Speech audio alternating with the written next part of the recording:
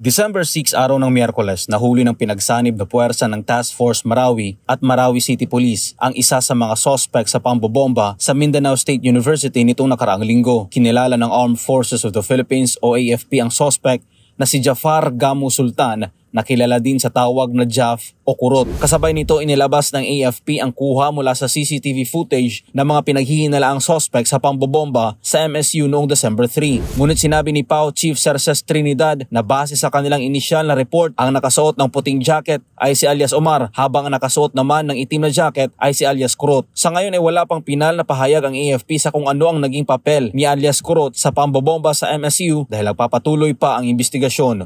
Sa inilabas na pahayag ng AFP, si alias Kurot ang kasabwat ng isang alias Omar na kinumpirma ng mga testigo na naglagay ng improvised explosive device sa Dimaporo Gymnasium. Nasa kustodiya na ng mga otoridad si Kurot. Nahuli ang suspect sa pamamagitan ng isang operasyon na ginawa sa Barangay Proper, Marawi City, habang si alias Omar naman ay patuloy pa na pinaghahanap.